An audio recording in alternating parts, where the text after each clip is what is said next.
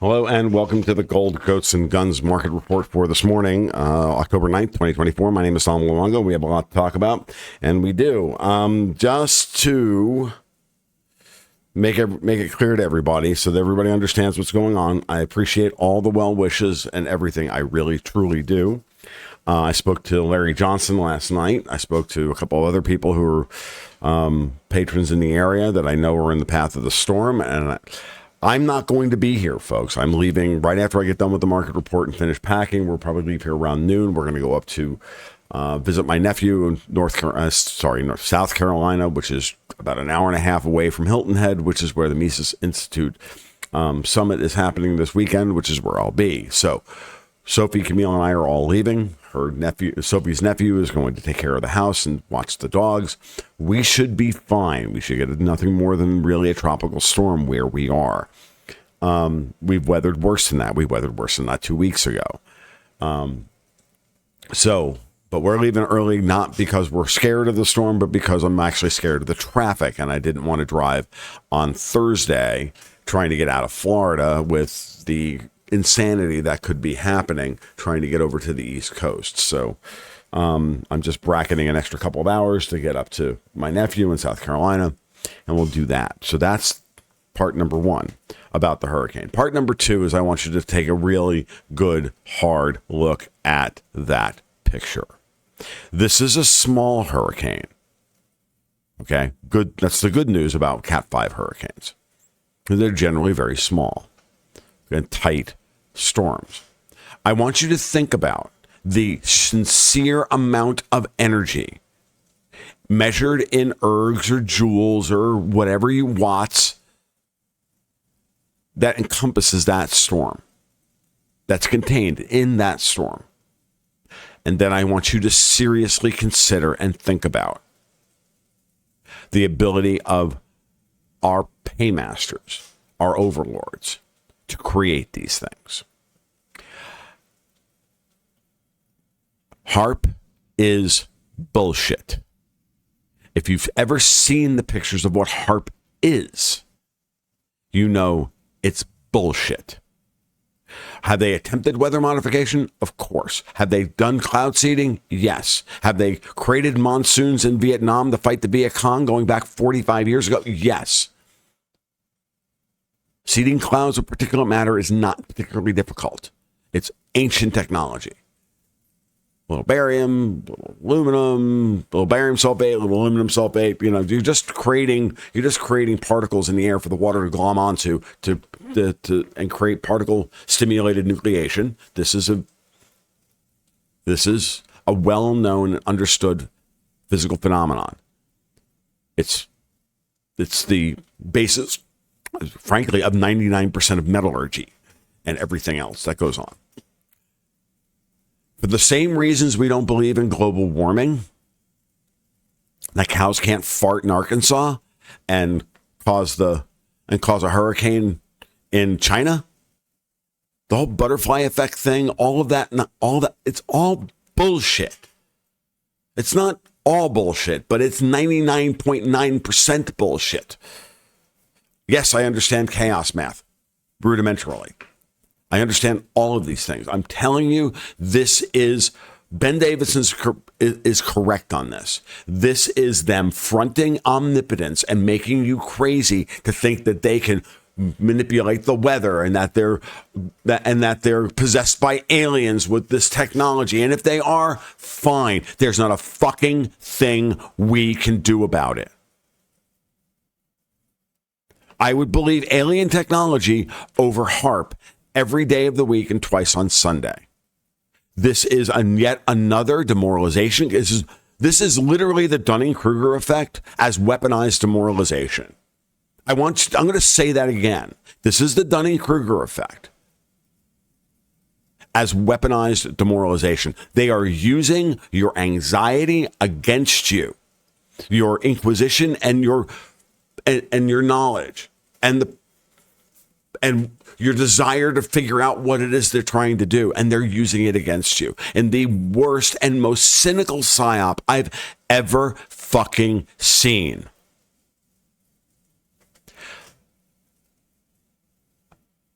Davos did not create Hurricane Milton. The sun did. We just got hit back to back with a KP 4.5 and a X-Class 4.5 and X-Class 9 solar flares on top of each other. A week and a half ago, Ben was literally saying, it's one thing individually, these solar flares, these CMEs are not particularly bad. But given the perilous state of the Earth's magnetic field, and the fact that they're coming on top of each other is only going to amplify. So the one's going to hit and we will not have absorbed it. And then the second one's going to hit. And guess what? That is an amount of energy of the order of magnitude of the energy necessary to affect these storms. Hurricanes are electrical nightmares. 180 miles an hour in that kind of environment. Electrons are being sheared off of atoms everywhere. Lightning, thunder, everything is happening. That's all electricity, and it's all affected by the sun. And to think that we have directed fucking lasers from space creating hurricanes is like James Bond level shit. And it's stupid. And I'm here to categorically try, and this is a struggle session this morning. You got to get this out of your heads. I know there are members of the audience that believe this.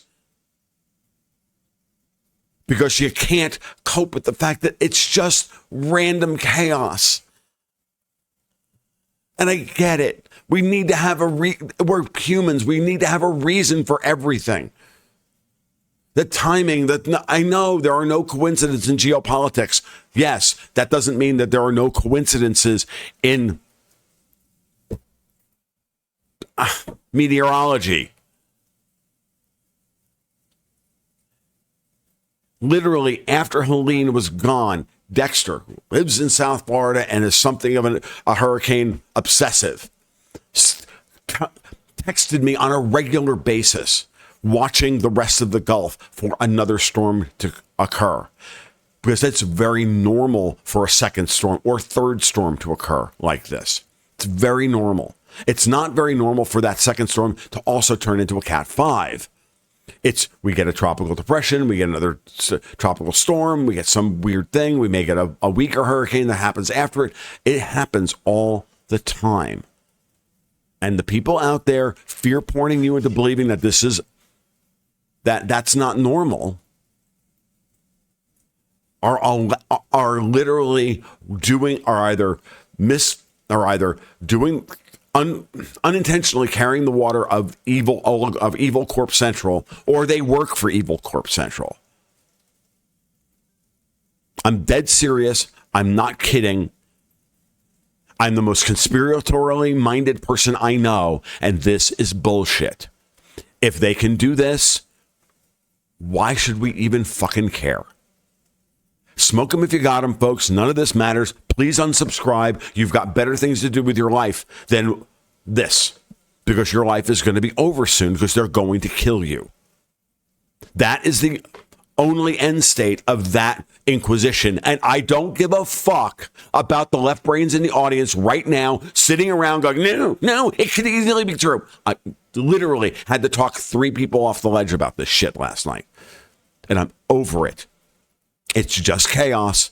It's just all happening at the same time. The better explanation is that these people know this chaos is coming and they're using it for their own purposes because they're fucking demons. There are real people that are going to lose their lives in this storm, just like they lost their lives in Helene. And wanting to blame some evil entity on it and fanciful Act 3 of Atlas Shrugged idiotic fucking technology is not helpful. It's actually counterproductive. Because guess what the end result of this will be? You will not be able to talk to any of your people on the other side of the aisle. Now you believe in weather modification. And the purple hairs are sitting there looking at you like you're out of your freaking minds. Meanwhile, they say that the elections are on the up and up, and you look at them like they're out of their fucking minds. It's a further divide. It's a further mechanism by which to divide all of us into camps because they're worried to death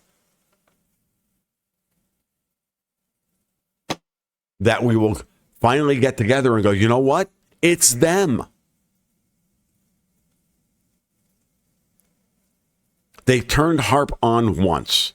It affected the weather over Alaska, 0.004% or something unbelievably silly. Then they declassified it 3 months later. Then they put Jesse Ventura on Fox News. Because at that time, Jesse Ventura was the libertarian. Remember him? Yeah. That guy is all in the tank for Kamala Harris this morning. It's all bullshit. It's all silly. And they want to make you look even dumber. They want to reinforce the idea that the right is a bunch of fucking mouth-breathing retards. That's how they win. So believing in this level of weather modification is dumb. Do they try it? Yes. Are they effective? Not really. Here and there, maybe a little bit. The juice isn't worth the squeeze, but by God, the psyop is. Because the psyop is cheap.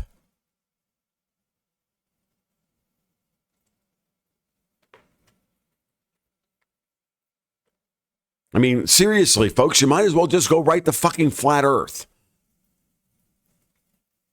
Okay? Which I can disprove with two $20 radios. $20 radios is all I got. I got two $25 Baofangs, $28 Baofangs. I can walk out 2.7 miles with a 5-watt receiver, with a 25-watt, with two 10-watt Baofeng UV5Rs or UV8Rs that can push a 5-mile signal easily in a straight line at ground level. Easily push straight line 5 miles, and you won't be able to hear each other if you walk 3 miles away. If you won't be able to hear me 3 miles away, even though I'm transmitting with something more powerful enough to get there. Why? Curvature of the earth. That's why. You can't get the signal because the signal's gone over your head.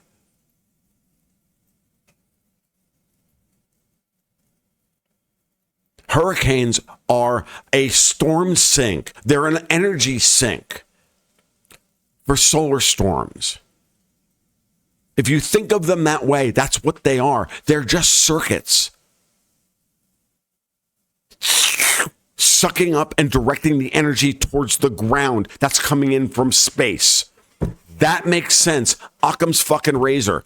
Not Snidely Whiplash and the skunk works of evil Klaus Schwab and his banana hammock and his moo-moo.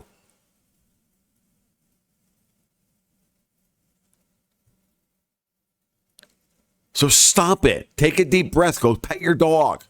Go donate to a charity. Go spend time at a soup kitchen helping people get fed.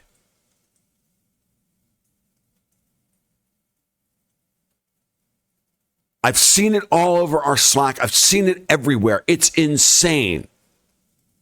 And it's not real. Period.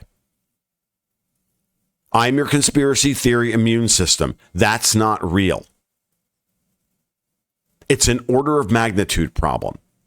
We do not have prefixes for the amount of energy in that storm. You know, mega, giga. Okay? Where do you go?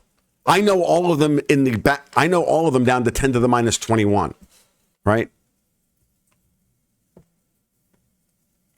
Milli, micro, nano, pico, femto, atta, yada, right? Picograms, 10 to the minus 12 grams. Atograms, 10 to the minus 18. Yadagrams, 10 to the minus 21. Do you know what I'm talking about? If you don't even know what I'm talking about, powers of 10 in that respect, in terms of math. then please don't at all just junk all the fucking YouTube shit telling you that the government is trying to create hurricanes to kill Trump voters because they're trying to win an election. Will they use this to their advantage? Yes. Will they hope and pray? Are they sitting in their condos in Brooklyn praying that magatards are all wiped off the face of the planet so they can't vote? Yes. Are they evil? Yes. Are they stupid? Yes.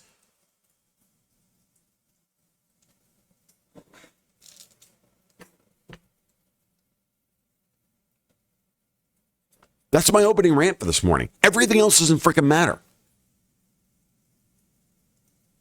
Like, literally everything else doesn't matter. They are children, ossified in their evil. And they will use everything to their advantage. Because we've given them trillions of dollars worth of capital to sit around and think up ways to fuck us over. And keep milking us. Because that's who they are. But yes, and would they try to control hurricanes? Of course, in their hubris. I say, great, go ahead, try it. I'd rather you try, and I'd rather you waste $50 billion trying to figure out a way to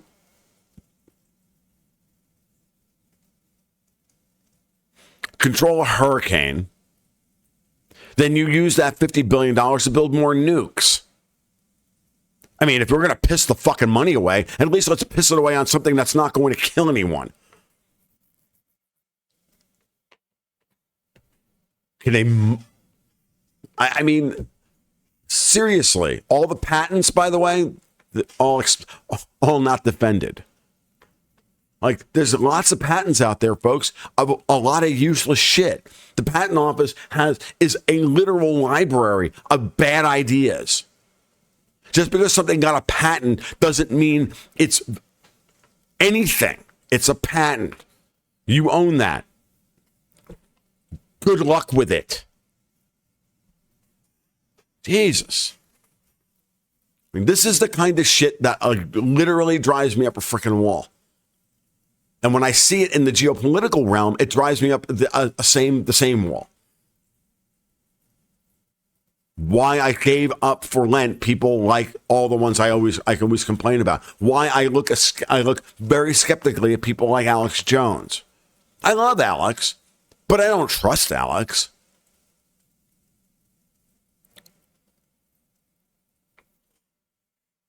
Okay? I love Trump. I don't trust him.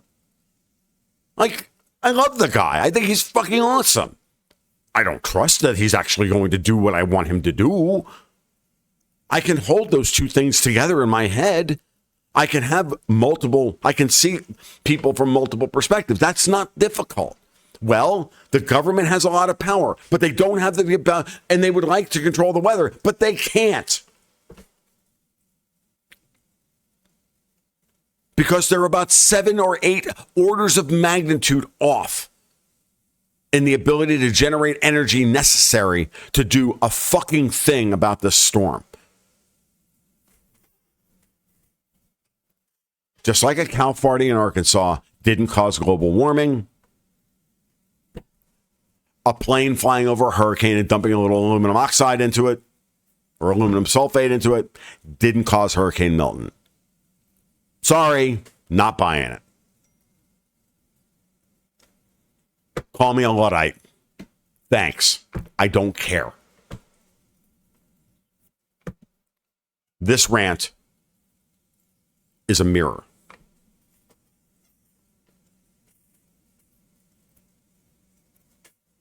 Of everybody, including myself.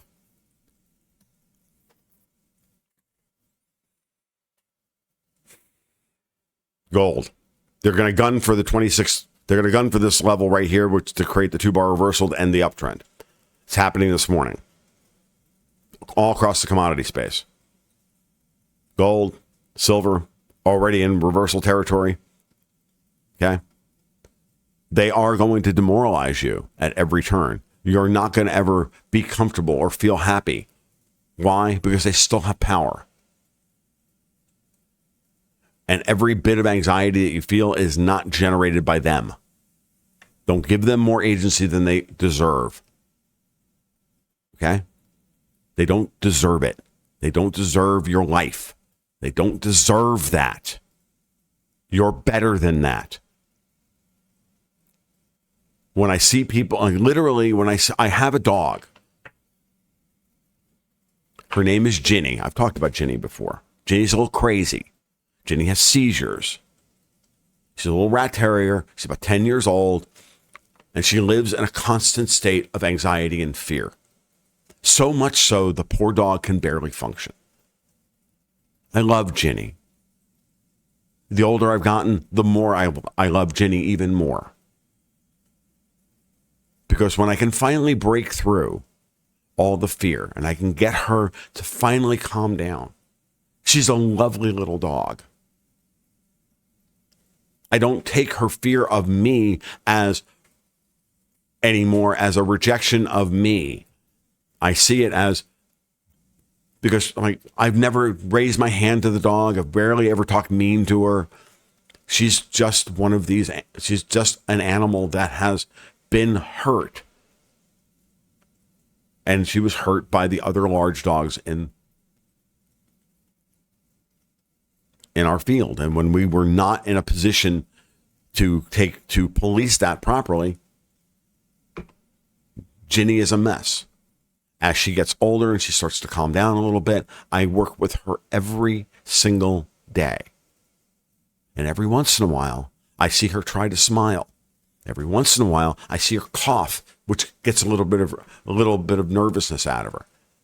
Now she puts her ears up and smiles when she begs, as opposed to looking around desperately to see if she's going to get whacked upside the head because the other dogs don't terrorize her. Because I've got them acting the way they need to act. And they're gentle in their jealousy of her. They don't, I correct them when they're wrong. She's finally starting to walk around with her tail not between her legs. It's a little rat terrier. My goal is for Ginny to smile and start laughing while I pet her. I'm not there yet. Weather modification. That's what I see. Okay? I'm probably going to lose a whole audio over this one. I don't care. I need you to just take a deep breath and realize that this is your fear and your anxiety talking and not reality. And I understand and have unbelievable amounts of empathy for what you're going through. And it manifests itself in you saying over and over again, no, but I saw this and it means that and this means that. And no. That information is not true. It's information, but it's not true. And the reason it's not true, and even if it has a seed of truth in it, that's the most effective kind of lie. Sometimes you just have to step back and go, yeah, I'm not buying the weather modification thing. Just not doing it. In the same way that they tried to inundate us with global warming justifications. And they trotted out unbelievable amounts of math and, mathematical models and proof. And I read all of those proofs, and they got down to, as I've said many times, they got down to proving global warming via CO2 by looking at it from a third order forcing effect, meaning that the impulse, right,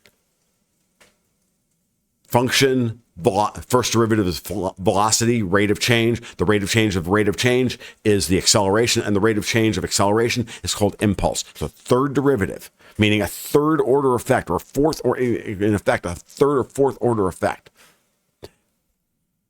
They spent all this time torturing the math to get to this equation, to then prove that that's the CO2 model for temperature forcing in the atmosphere. I read these papers back in 2008, 2007.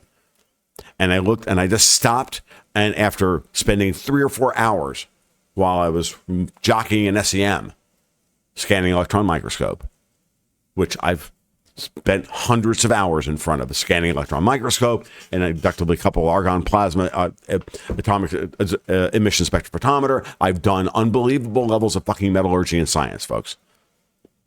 Okay? And I remember my second semester general chemistry when they introduced us to the concept of rates of change and reaction rates and the great god Arrhenius.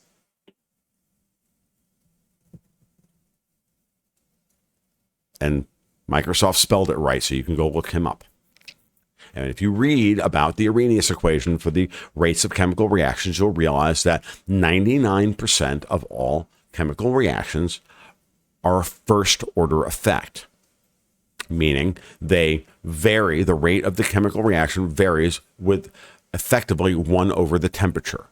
Not 1 over the temperature squared, or 1 over the temperature cubed, or 1 over the temperature to the 12th power, minus 3 times the rate of change of the sex of an African skink over the course of its lifetime. I don't know. It's just whatever bullshit they throw in there. 1 over the temperature. Raise the temperature, the rate goes up. The rate of the reaction goes up linearly, meaning if you double the temperature, or if you raise the temperature by X amount, relatively speaking, it'll double. If you raise it by the same amount, it'll double again. That's what it means. It doesn't mean that if you double, every time you double, the thing goes up by 4 or 5 or 8 times. That would be a second order or third order or fourth order effect. These guys have been arguing about CO2 to the third order. And the minute I saw that, I went, this is all bullshit. I just chose to disbelieve. I rolled a natural 20. I was out. And never, ever again. And when I talked to Dave Collum about this, the first time I ever met him, we brought this very thing up. And he went, and he knew exactly what I meant. He's like, you're right. And he's not even a math guy, right? I'm like, Dave, they're trying to argue it's a third order effect. He's like, oh, God, you're right. And then boom, done. Whole thing was done. That was it. It was over. It's the same thing here. You've got to overcome 10, 12, 13 orders of magnitude relative to the amount of energy that you can generate. The amount of energy it would take to modify a fucking hurricane is more than the energy that we generate in 100 years. Put that in your pipe and smoke it. And for the same reason, I am skeptical still of Ben's model of the Earth, the crustal tilt, and the Earth whopping over on its side and all the rest of it, and the great tidal flood. Why? Same problem. I am skeptical of this. For those of you who know what I'm talking about. But I'm not skeptical of a big freaking Carrington event knocking out the electrical grid, because that makes sense to me relative to the size and shape of the planet, size and shape of the problem, and the order of magnitude of the problem at hand. So that's what I'm preparing for, and I will roll the dice on everything else. And I think everybody really needs to make their peace with that. And if you can do that, you'll be better served. Gold, they're gunning for a 2-bar reversal. No shock. Demoralization campaign. Silver, same thing. 1-bar reversal. Bitcoin, they already got the 1-bar reversal, so now they're trying to make it stick. We'll see if they're successful. Brent crude, you moved them too far. We get the short squeeze in oil last week, and then we open high. Well, we open here, and then they bombed the crap out of it yesterday because and this morning on no news, they moved oil since yesterday's open. They've moved oil down $4.50 on no news whatsoever. What? Because China's it doesn't matter. They create this is the problem with again. This is the problem with the headline chasing. Okay, because the headlines are designed to give you a story as to the reasons why a thing happened. Those headlines are bullshit. Things happen. Most of them are post hoc, post Proctor hoc fallacies. They need to write a headline. They need to write an article, so they have to come up with a reason why. And then you believe that, and then they just promulgate it, and then we all talk about it. When the truth of the matter is, it could be something completely different, which is exactly what Chris Sullivan and I were talking about in the last episode of the podcast. When I finally was able to drag out of him, just how it's all about order book manipulation and momentum, and that's all it is. It's mechanistic. It's not based on anything else. And then I'm at the point now where I watch a lot of these big moves in markets, and I'm like, oh, look, somebody lifted their. This is why I always say, like after the Federal Reserve meeting, I always say fade the initial move. It doesn't mean anything. Why? Because somebody would just go out of their way, just lift all their bids or their offers, lift all their offers, or take their bids or their offers off the board in order to create a gap in the market, to move the market down, in order to write a headline. That's what they do. It's called thievery, folks. It's as old as the hills. It's not anything more than that. So once you can see it in markets, well, you can see it in everything. And this is not to say that it's a 100% accurate heuristic. It's not. But the burden of proof is on them. The burden of proof is on them. Okay?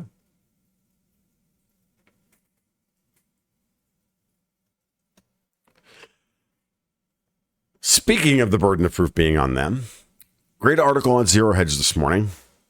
This is a weird chart for me, right? I wasn't even going to have this thing in here, but then I read this article and I was about to tweet it. And I'm like, no, this should be in the market report. So great article about the supply deficit of all these strategic metals that we need going into the future and how much money it's going to cost. And of course, it's one of these investment papers, these research reports. And I'm using my air quotes when I say that. And it's probably all, lovely research. Here's the problem. This is assuming that nothing changes. We're going to have electric vehicles and wind turbines and green energy technologies and all of this stuff. And if we're going to do all that, we're going to need all of this. Do you really think we're going to do all that? That's the question that was what I was going to tweet. Like, oh, this is why the green energy revolution is over. The governments are broke. They've turned predatory on the private formation of capital. So there's not going to be any money to do this in the first place. And their goal is to reduce humanity. So why on God's green earth would we ever see, why would I invest thinking that there's a $420 billion supply deficit in copper? There's not. There's probably a $100 billion supply deficit, capex in copper, not $420 billion. This is assuming that their goal is to get to this, when their goal is to reduce humanity. There might not even be a supply deficit of copper, folks. That'll bake your noodle. Okay? This is what I want you to get through your head. Now, the stuff relative to batteries and transmission infrastructure, I think there's plenty of need for copper. I think there's plenty of need for, better battery technology. I think that's coming. I'm not arguing that. Battery technology is improving every day. That's great. That doesn't mean we're going to have electric vehicles, and it doesn't mean we're going to have better energy. It doesn't mean we're going to have wind turbines or green hydrogen. So we don't need any of that. I can see a future where we don't have an oversupply of nickel or an undersupply of nickel for a variety of reasons. Okay. And I know why nickel is so important. And I know why it was the first metal we worked, we we decided to use for battery storage and hydrogen generation and everything else. I know all about this. I studied this for 5 years. I spent 5 years of my life looking at the metal hydride volcano plot. You go look that one up as well. You got to look into it. You got to go deeply into an electrochemistry PhD textbook for it. PhD level textbook for it, but it's there. Why an 80-20 platinum ruthenium catalyst cannot be replaced by any other material that we know of until we develop something that has a similar property to creating a metal hydride bond that can generate hydrogen. Hydrogen generation catalyst is the key to the future. And it is limited by the fact that the best way to do it, and it's still not particularly efficient, is over an 80-20 platinum ruthenium wire substrate with the voltage across the voltage drop in water. Now, if you can do it in a non-aqueous solution, great. Non-aqueous solutions, I give you LiPo batteries that just spontaneously combust. So it's like in shooting, folks. You can have pressure, accuracy, and distance. Pick two. Everything's a trade-off. There are no free lunches, and the government can't control the weather. Nor are they going to lead us into an energy future that looks anything remotely like what they've told us. If we're lucky, we're going to get small thorium reactors with copper wire. And we'll be thankful for it,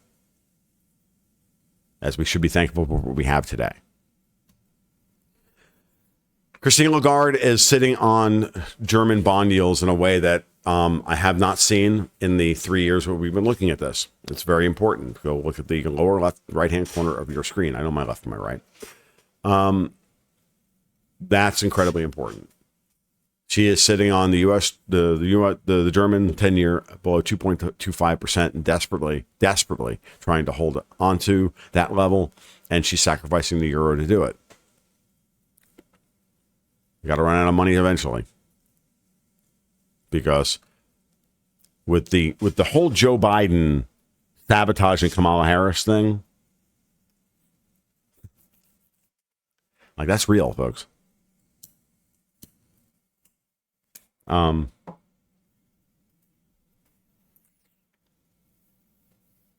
Yellen's losing a lot of. You'll notice that Janet Yellen hasn't spoken up in weeks. She's been nowhere. I mean, all summer, the Yellen was everywhere. All of a sudden, she's nowhere.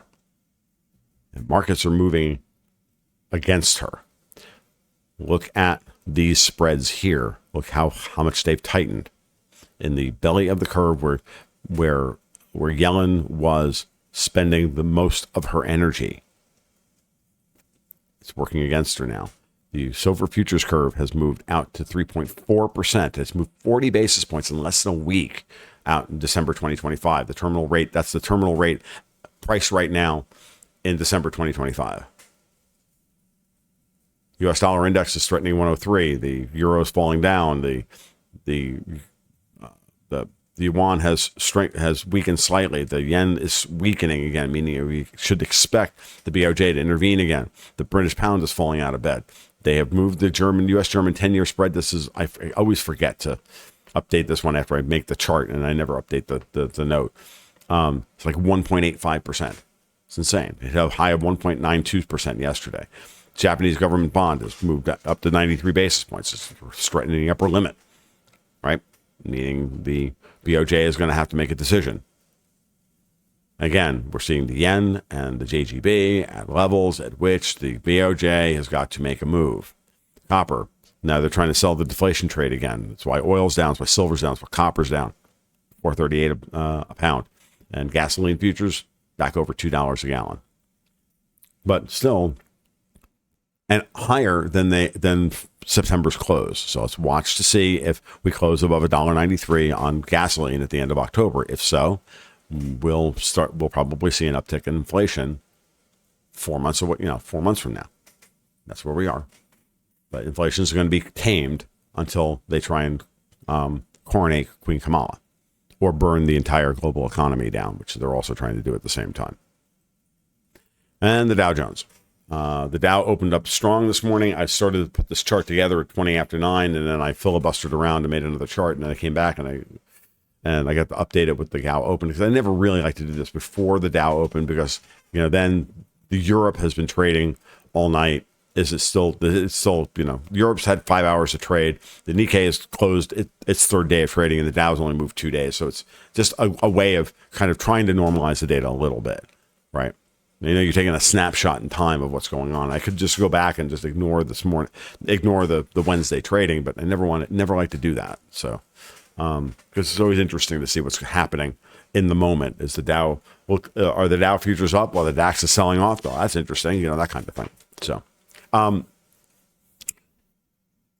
they're going to gun for this level right here. I didn't mark it. Clearly, it being the reversal signal for the week. But the Dow looks like it's going to hold up, and we'll see. All right, that's what I've got for you this morning. I'm going to be out. Please don't expect a market report on Sunday. I'll be getting finished Saturday night, and then Sunday morning, we have to drive back to Florida. And we'll probably, depending on how it happens, hopefully, there'll be power and we won't have any issues and all that. But, just expect there to be no market report on Sunday. But that said, I'll try and get one out on Monday. All right. So you guys be well. You take care. Don't worry about the weather modification. The government's not all powerful. Davos isn't all powerful. That's the takeaway today, guys. We have agency. They're not that scary. They're just a bunch of sad old fucking men, and we need to get rid of them. All right? Be well. Keep your stick on the ice.